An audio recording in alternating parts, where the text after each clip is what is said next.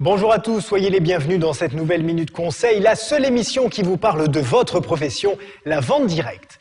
Lorsque vous parlez de votre activité de distributeur, de dirigeant de réseau, d'expert ou d'institutionnel, vous pouvez parfois vous heurter à de l'incompréhension, voire des moqueries ou du mépris au mieux.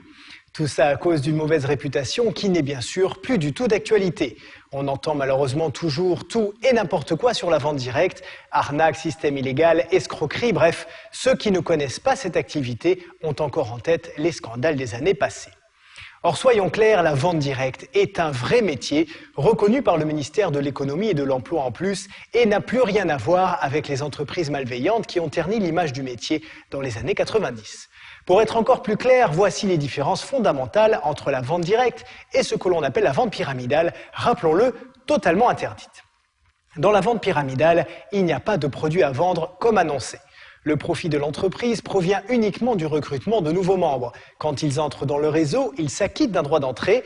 Le recruteur direct touche alors une partie de cette somme, l'autre étant distribué à la chaîne de recruteurs qui se situe dans le haut de la pyramide. La vente directe, c'est bien sûr totalement différent. L'activité est basée sur la vente d'un produit ou d'un service et non sur le recrutement de nouveaux vendeurs. Voilà déjà une différence fondamentale. L'investissement ensuite.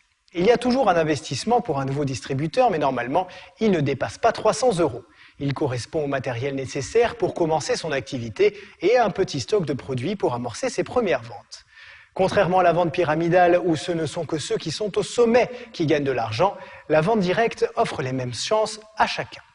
Il n'est d'ailleurs pas rare qu'un vendeur débutant motivé gagne plus qu'un de ses parrains, qui a pourtant plus d'ancienneté dans le réseau. Et elle est là, la beauté de ce métier.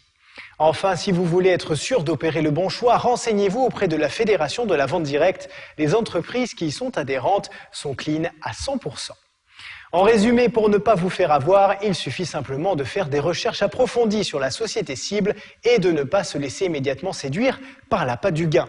Certes, avec la vente directe, vous pouvez gagner beaucoup d'argent et c'est un argument phare de la profession, mais ce sera en vendant des produits et des services.